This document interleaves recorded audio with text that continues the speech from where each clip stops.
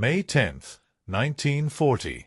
10 Downing Street, London. The mahogany doors close behind Winston Churchill as he accepts the role of Prime Minister. Outside, German panzer divisions are carving through France like a hot knife through butter. The sound of distant air raid sirens mingles with the rustling of urgent dispatches. Churchill lights his cigar, looks at the production figures from Britain's factories, and does the mathematics of survival. Britain can produce perhaps 15,000 aircraft per year if they push every factory to its absolute limit. Germany is already producing 10,000. The numbers don't lie. Britain is alone, and the numbers say Britain will lose. Across the Atlantic, in the sprawling automotive factories of Detroit, workers are building Chevrolets and Fords at a rate of 3.5 million vehicles per year. Churchill knows these numbers too. He's seen the American industrial reports. What he doesn't know, what he cannot possibly imagine, is that these same factories will soon produce more weapons in 4 years than all of human civilization had produced in the previous 4,000. On June 4, 1940, Churchill stands before Parliament and delivers his famous "We shall fight on the beaches" speech. But in private correspondence, his tone is different. In a confidential memo to Foreign Secretary Lord Halifax, Churchill writes about American industrial capacity. The Americans, for all their automobiles and refrigerators, have no conception of modern warfare production. They have not a single tank factory, not a proper aircraft works. Their army ranks 19th in the world, behind Portugal. The statistics support his skepticism. The United States Army in 1940 numbers just 174,000 men, smaller than the Army of Romania. American tank production for the entire year of 1940, 331 tanks. Aircraft production, 2,141 planes, most of them trainers. Artillery pieces, practically none being manufactured. The Springfield Armory, America's primary weapons facility, is producing 100 rifles per day using equipment designed in 1903. General George Marshall presents to Congress in May 1940, requesting funds for expansion. His assessment is brutal in its honesty. We have equipment for perhaps 8 divisions. Germany has fielded 140 divisions. We have 75 modern combat aircraft. Germany has 4,000. A British military attaché in Washington sends a report back to London. The Americans are 2 years behind in every category of military production, perhaps 3 years in tanks and aircraft. They speak of converting automobile plants, but this shows a fundamental misunderstanding of weapons manufacture. At the Willow Run facility outside Detroit, Ford Motor Company is producing 1 automobile every 69 seconds. The assembly line, Henry Ford's gift to the world, has made America rich. But weapons are not automobiles. A Sherman tank requires 18,000 parts manufactured to precise specifications. An aircraft carrier requires systems that no private company has ever built. A B-17 bomber has 47,000 rivets, each one potentially fatal if placed incorrectly. The Germans aren't concerned. On June 14, 1940, Wehrmacht troops march into Paris. A German general, reviewing intelligence reports on American industrial capacity, writes, "The Americans have excellent capacity for consumer goods. War materials require different thinking, different culture. It took Germany 20 years to build our industrial war machine. The Americans speak of doing it in 2 years. This is fantasy." Even President Roosevelt, pushing for preparedness, faces resistance. American industrialists are skeptical. William Knudsen, president of General Motors, tells Roosevelt in a White House meeting, "Mr. President, you're asking us to retool factories that took decades to perfect. The cost would be astronomical. The technical challenges unprecedented." The president of Bethlehem Steel calculates that building the naval capacity Roosevelt wants would require more steel than America has produced in the last 5 years, combined. But something is stirring in the American industrial heartland that nobody in Europe understands. These factories that Churchill dismisses aren't just building cars, They're mastering the art of mass production at a scale never before seen in human history. River Rouge plant in Michigan receives 1,100 carloads of raw materials every day and transforms them into finished automobiles in 28 hours. This isn't just manufacturing. It's industrial alchemy. Churchill's doubt is reasonable. Britain has been building weapons for centuries. Their factories have generational expertise. The Royal Small Arms Factory at Enfield has been making rifles since 1816. Vickers has been building warships since 1828. How could a nation that spent 50 years perfecting the sedan possibly compete with that heritage? In December 1940, Roosevelt delivers his Arsenal of Democracy speech, promising to supply Britain with weapons. Churchill listens to the radio broadcast from London and cables back his thanks. But in his diary that night, he writes, encouraging words from Roosevelt. Now we must see if American factories can match American promises. I remain doubtful. The doubt is about to be proven catastrophically wrong. March 11, 1941. The Lend-Lease Act becomes law. America commits to supplying Britain with weapons. The first orders are modest by what's coming, but ambitious by any standard of 1941. 2,000 tanks, 4,000 aircraft, 8,000 trucks. British military planners examine the delivery schedule and make quiet bets among themselves about when, or if, these numbers will materialize. The first American tanks arrive in Liverpool on July 3, 1941. British tank crews gather to inspect them, 300 cubic meters Lee medium tanks. The British crews walk around them, skeptical. The design is strange by British standards, the armor thinner than their own Matilda tanks. A British tank commander, Lieutenant Colonel Henry Forster, writes in his report, "The American tank is tall, making it an excellent target.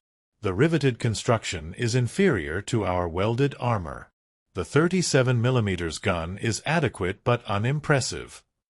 But there's something in that report that goes unnoticed at first, a single line buried in the specifications, monthly production capacity, 1,000 units projected by end of 1941. A British logistics officer circles this number in red ink and writes a note, "Verify this figure. Must be error in translation." It's not an error. By September 1941, Chrysler's Detroit tank arsenal is producing 300 tanks per month. The factory runs 24 hours a day, 3 shifts. What took British factories 6 weeks to produce, the Americans are doing in 96 hours. A British inspector visiting the facility cables London. The Americans have applied automotive assembly line principles to tank production. I watched a completed Sherman tank roll off the line every 48 minutes. This is not weapons manufacturing as we know it, this is something entirely new. The aircraft numbers are even more startling. In July 1941, American factories produce 1,854 military aircraft. In August, 1,977. In September, 2,139. The British Air Ministry reviews these figures with disbelief. A memo from Air Chief Marshal Charles Portal to Churchill reads, "If the American production figures are accurate, and we have 3 independent confirmations, they will surpass our own aircraft production by January 1942. 6 months ago they were producing 1/3 of our numbers." But it's the Liberty ship program that first reveals the true scale of American industrial transformation. Britain desperately needs cargo ships. German U-boats are sinking vessels faster than British shipyards can replace them. British shipyards can build one 10,000-ton cargo vessel in approximately 6 months. The Americans claim they can build an equivalent ship in 244 days. On September 27, 1941, the SS Patrick Henry, the first Liberty ship, is launched in Baltimore. Construction time, 244 days, as promised. Churchill sends congratulations, impressed but still doubtful about scale. The American response is a delivery schedule. 60 ships in 1941, 200 in 1942. What nobody knows yet, including the Americans themselves, is that within 2 years they'll be launching 3 Liberty ships per day, and the construction time will drop to an average of 42 days. In November 1942, the SS Robert E. Peary will be built in 4 days, 15 hours, and 29 minutes from keel laying to launch. Pearl Harbor changes everything.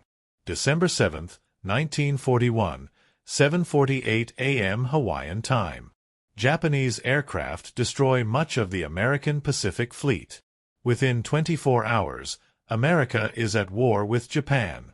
Within 96 hours, Germany and Italy declare war on the United States. The sleeping giant doesn't just wake up, it erupts. On December 8, 1941, Roosevelt addresses Congress and the nation. But it's his meeting with industrial leaders the next day that sets the transformation in motion. Donald Nelson, whom Roosevelt will appoint to head the War Production Board, later recalls, "The president didn't ask us to increase production. He told us to achieve the impossible, and then he gave us the numbers." The numbers are staggering. 60,000 aircraft in 1942, 125,000 in 1943.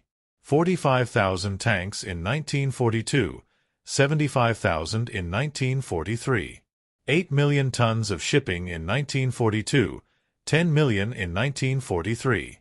William Knudsen, the GM president who had doubted Roosevelt a year earlier, looks at these numbers and tells the president, "Mr. President, we'll need to build factories to build factories." And that's exactly what they do. Within 3 months of Pearl Harbor, ground is broken on 150 new manufacturing facilities across the United States. The Willow Run bomber plant outside Detroit will be the largest room under one roof in the world, 3,500,000 square feet. When completed, it will have its own zip code, its own fire department, and its own internal transportation system.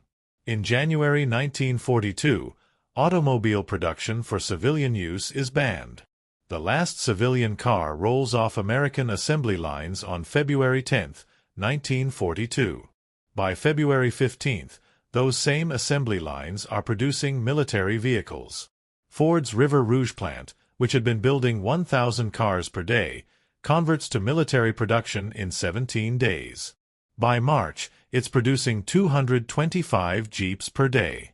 A German intelligence report from March 1942, intercepted and decoded by British intelligence, reads, "American production claims are certainly exaggerated for propaganda purposes. No nation could achieve the transformation speeds they describe. Our analysts estimate the Americans are inflating figures by 300 to 400%. The analysts are wrong. If anything, the Americans are underestimating." By June 1942, just 6 months after Pearl Harbor, American aircraft production exceeds 3,600 planes per month, more than Germany and Japan combined. Tank production, 1,500 per month. A British liaison officer stationed at the Aberdeen Proving Grounds in Maryland watches American tanks being tested and writes, "There are more tanks on this test range today than in all of Britain. And this is just the quality control facility." The numbers keep climbing. In July 1942, 4,017 aircraft produced. In August, 4,219. In September, 4,776. Each month sets a new record. Each month, the previous month's impossible becomes the new baseline. Churchill receives these reports in London and begins to understand. This isn't just increased production, this is industrial metamorphosis. In August 1942, he writes to Roosevelt, "The production figures you have achieved stagger the imagination. What we thought would take years, you have accomplished in months." But the transformation is just beginning. January 1943. The Casablanca Conference. Churchill and Roosevelt meet in Morocco to plan the next phase of the war. During a break in formal meetings, Roosevelt takes Churchill aside and shows him updated production schedules. Churchill later writes in his memoirs, "When I saw the figures, spread across 3 pages, I realized that Hitler had awakened a force beyond his darkest nightmares." The numbers for 1943 are apocalyptic in their magnitude. 85,946 aircraft produced, 29,497 tanks, 17,993 artillery pieces, 2,654,000 tons of naval vessels. And those are just the headline numbers. At the Willow Run plant, B-24 Liberator bombers are now rolling off the assembly line at a rate of 1 every 63 minutes. The plant operates 24 hours a day, 7 days a week. It employs 42,000 workers, including 14,000 women. The assembly line is over a mile long. Raw materials enter on one end, aluminum sheets, rubber, instruments, engines, and 63 minutes later, a 65,000-pound, four-engine bomber emerges, ready to fly. A German pilot, shot down and captured in North Africa, is shown photographs of Willow Run during interrogation.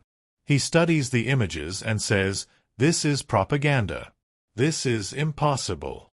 No one factory could produce this many aircraft. You have perhaps photoshopped many factories together." When told the photographs are real and from a single facility, he becomes silent for several minutes, then says quietly, "Then we have already lost." The Liberty ship program has become a marvel of industrial efficiency. In 1943, American shipyards launched 2,247 cargo ships, an average of 6.1 ships per day. At the peak, 18 shipyards are building Liberty ships simultaneously. The ships are being launched faster than they can be named. Richmond Shipyard No. 2 in California sets records almost weekly. They launched the SS Robert E. Peary in 4 days and 15 hours. 3 months later, they better their own record. British shipwrights visit American shipyards and return home with reports that read like science fiction. One British naval architect writes, "They are not building ships the way we build ships. They are manufacturing ships the way Ford manufactures automobiles. Sections are prefabricated in factories miles away and assembled on site. Welding has replaced riveting entirely. The Americans have reduced shipbuilding to a formula. The formula works." By mid-1943, American shipyards are launching more tonnage every 2 months than all Axis nations combined produce in a year. German U-boats are still sinking Allied ships, but they're losing the mathematics. For every ship sunk, 3 new ones are launched. Tank production reaches levels that defy comprehension. The Detroit Tank Arsenal, Chrysler's facility, produces 25,000 Sherman tanks between 1942 and 1945. Fisher Body, a GM division, produces 18,000. Ford builds 8,000. America produces so many Sherman tanks that they begin shipping them overseas in crates, unassembled, and setting up assembly facilities in Britain, North Africa, and later in France. A Soviet general, visiting American factories as part of the Lend-Lease program, tours the Chrysler tank arsenal and watches Shermans roll off the line. Through his interpreter, he says, "In Soviet Union, we build tank in factory. Americans build factory around tank. Is not same thing." He's right, it's not the same thing at all. The aerial armada grows beyond anything imagined in 1940. By the end of 1943, America has produced 85,946 combat aircraft in a single year, more aircraft than Britain and Germany built during the entire first 3 years of the war combined. Fighter production alone, 23,000 aircraft. Bomber production, 29,000. At North American Aviation's plant in Kansas City, P-51 Mustangs are completed at a rate of 1 every 47 minutes. At Boeing's Seattle facility, B-17 Flying Fortresses take 90 minutes from final assembly to first flight. Republic Aviation's plant in Farmingdale, New York, produces 14 P-47 Thunderbolts per day. A Luftwaffe report from July 1943, captured after the war, analyzes American aircraft production. The American advantage is not in aircraft design. Our Messerschmitt and Focke-Wulf fighters are superior in many respects.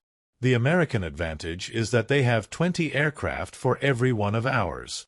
They can afford to lose 10 aircraft to destroy one of ours, and they do.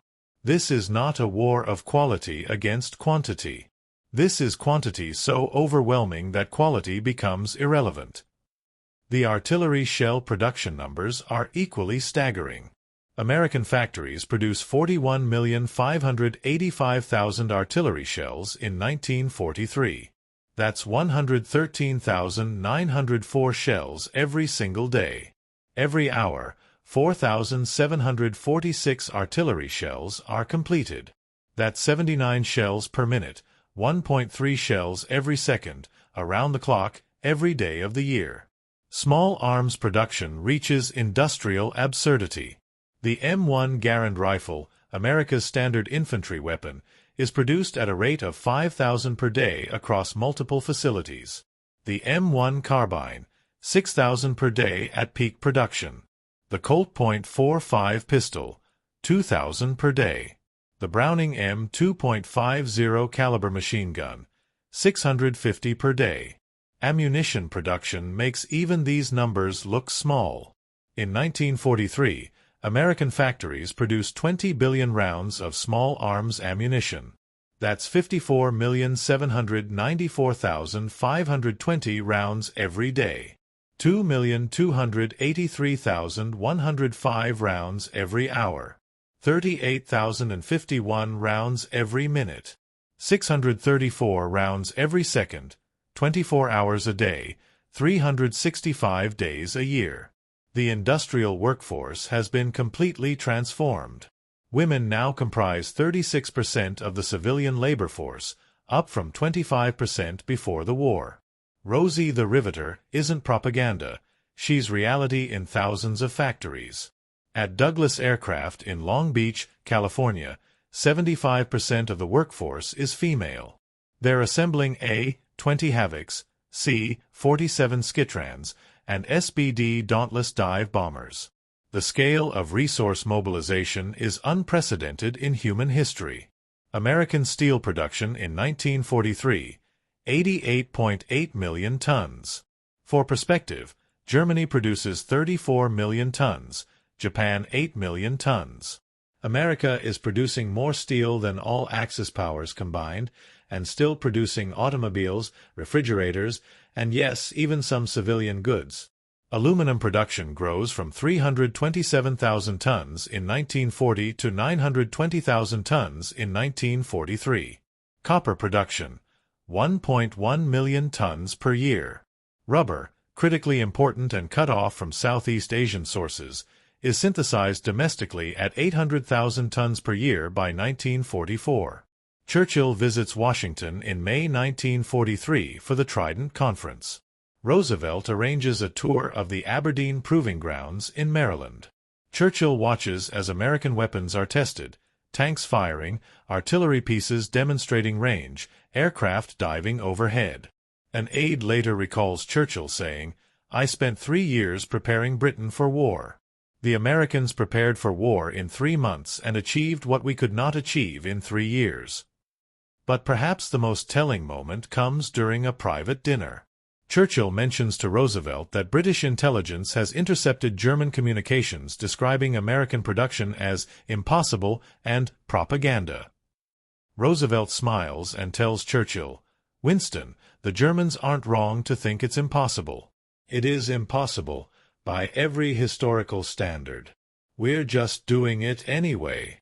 A German economic analysis from late 1943, discovered after the war, calculates that American war production has reached a level that violates all known economic principles of industrial capacity. The report concludes, if the American figures are accurate, they possess productive capacity equal to all of Europe combined. Militarily, this is an insurmountable advantage. They are accurate, and it is insurmountable. By December 31, 1943, American factories have produced more war materials in 2 years than the British Empire produced in the first 4 years of the war. The arsenal of democracy isn't a metaphor, it's a mathematical reality that's drowning the Axis powers in steel, aluminum, and high explosives. The transformation is complete. The nation that Churchill doubted in 1940 has become the industrial colossus that will win the war. June 6, 1944. D-Day. The beaches of Normandy. Allied forces storm Fortress Europe with overwhelming material superiority. The invasion fleet consists of 5,000 ships.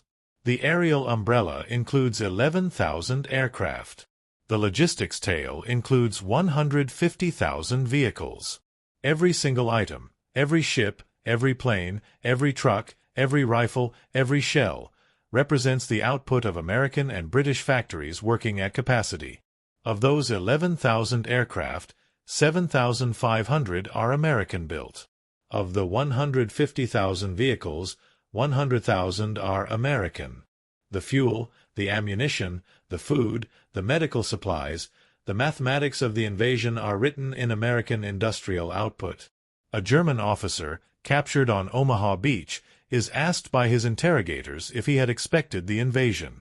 He replies, "We expected invasion, yes. We expected armies. What we did not expect was that the Americans would bring their entire industrial economy to France." The final numbers, tallied after VE Day in May 1945, tell a story of production beyond anything imagined in 1940. Aircraft: 300,317 total aircraft produced. That's 822 aircraft every single day for 4 years. Peak production hit 9,113 aircraft in March 1944, 300 aircraft per day. To put this in perspective, America produced more aircraft in 1944 alone than Japan produced during the entire war. Tanks and armored vehicles: 88,410 tanks. 257,390 artillery pieces. 2,382,311 trucks. 634,569 jeeps. The Sherman tank alone, the tank that Churchill had initially dismissed as inferior, was produced in quantities of 49,234 units. Germany's most famous tank, the Panther, was produced in quantities of 6,000. America built 8 Shermans for every German Panther. Ships: 5,425 cargo ships. 952 naval vessels including 27 aircraft carriers, 8 battleships, 807 cruisers and destroyers. The Liberty ship program alone produced 2,751 ships, an average of 1 ship every 10 hours and 37 minutes for 3 straight years. Munitions. The numbers become almost meaningless in their magnitude. 41 billion rounds of ammunition. 12 million rifles. 2.6 million machine guns. 20 million hand grenades. 500,000 bazookas. America produced so much ammunition that, after VJ Day, millions of rounds were simply dumped in the ocean because it was cheaper than storing them. The logistical scale is equally staggering. American factories consumed 22 million tons of steel per year for war production. That's 60,274 tons per day. Aluminum consumption: 2.5 million tons. Copper: 3 million tons. These numbers represent resources on a scale never before mobilized by a single nation. The economic transformation is permanent. American GDP grows from $92 billion in 1939 to $223 billion in 1945, a 142% increase. Unemployment, which stood at 17% in 1939, drops to 1.2% by 1944. The war doesn't just mobilize American industry, it fundamentally transforms it. General Dwight D. Eisenhower, Supreme Allied Commander, writes in his post-war memoir, "The American industrial achievement during the war stands as one of the greatest accomplishments in human history. We did not win the war with superior strategy or superior soldiers, though our soldiers were excellent.